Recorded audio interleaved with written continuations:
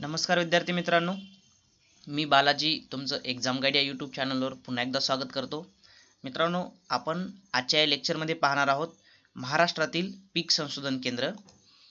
जर तुम्ही टेलिग्राम आणि फेसबुकचे प्लॅटफॉर्म जॉईन केले नसेल तर या लिंकवरून टेलिग्राम आणि फेसबुकचे प्लॅटफॉर्म जॉईन करू शकता. आता आम्ही फ्रीमध्ये टेस्ट सिरीज प्रोव्हाइड करणार आहोत, तर ते टेलिग्राम आणि फेसबुकवरच अवेलेबल असेल.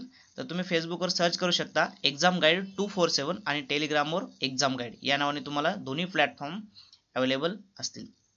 चला तर मग आजच्या लेक्चरमधला पाहूया. पहिला जिल्हा म्हणजे जळगाव.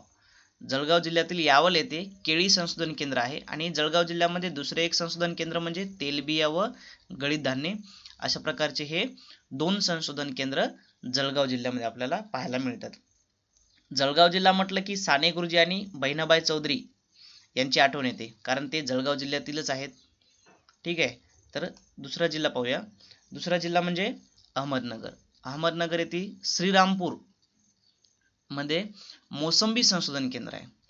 आपल्याला मोसंबी म्हटलं की मोसंबी संत्रा नागपूर जिल्ह्याची आठवण येते, पण मोसंबी संत्रा हे नागपूरचे मोठे मार्केट आहे, तिथे संशोधन केंद्र नाही आहे. मोसंबी संशोधन केंद्र हे अहमदनगर जिल्ह्यामध्ये येते. आणि अहमदनगर जिल्ह्यामध्ये प्रसिद्ध असे एक विद्यापीठ आहे, ते म्हणजे महात्मा फुले कृषी विद्यापीठ, ते राहुरी येथे आहे. बीड जिल्हा. बिंदुसार नदीच्या काठावर बसलेलं एक शहर म्हणजे बीड, आणि हा बीड जिल्हा. बीड जिल्ह्यामध्ये अंबाजोगाई येथे सीताफळ संशोधन केंद्र आहे. त्याप्रमाणे बीड जिल्हा हा ऊस कामगार म्हणून पण ओळखला जातो. सातारा. सातारामध्ये महाबळेश्वर.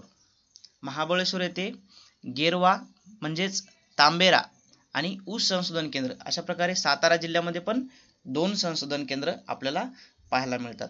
त्याचप्रमाणे साताऱ्यामध्ये कोयना जलविद्युत प्रकल्प आहे.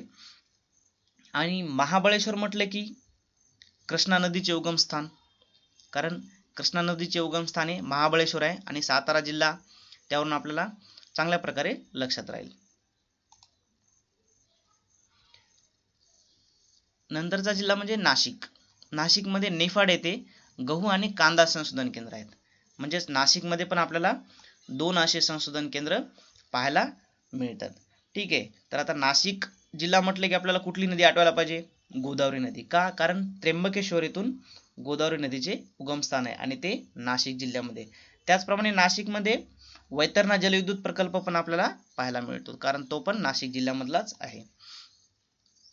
नंतर सिंधुदुर्ग. सिंधुदुर्ग येथे वेंगुर्ला आंबा व प्रादेशिक फळ हे सिंधुदुर्ग जिल्ह्यामध्ये संशोधन केंद्र आहे आणि काजू संशोधन केंद्र पण हे सिंधुदुर्ग जिल्ह्यामध्ये आहे.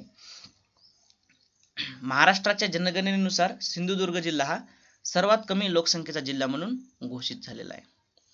ठीक आहे, त्यानंतर नागपूर. नागपूर येथे लिंबू व वर्गीय फळ संशोधन केंद्र हे आहेत. त्याचप्रमाणे नागपूर येथे केंद्रीय कापूस संशोधन केंद्र पण आहे.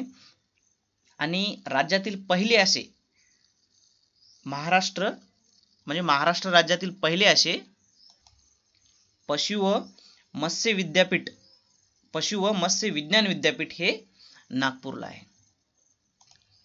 आता शेवटचा जिल्हा पाहणार आहोत आपण कोल्हापूर. कोल्हापूरला पण दोन संशोधन केंद्र पाहायला मिळतात. एक कोल्हापूरमध्ये ऊस व गुळ संशोधन केंद्र आहे आणि दुसरा म्हणजे वडगणे येथे तोच कोल्हापूर जिल्हा वन औषधी संशोधन केंद्र आहे. आणि कोल्हापूर जिल्ह्यामध्ये प्रसिद्ध असे राधानगरी जलविद्युत प्रकल्प आहे. ठीक आहे, अशा प्रकारे आपण थोडेसे संशोधन केंद्र पाहिलेले आहेत. तुम्हाला जर हा व्हिडिओ आवडला असेल तर लाईक करा, कमेंट करा आणि शेअर करायला विसरू नका. धन्यवाद मित्रांनो.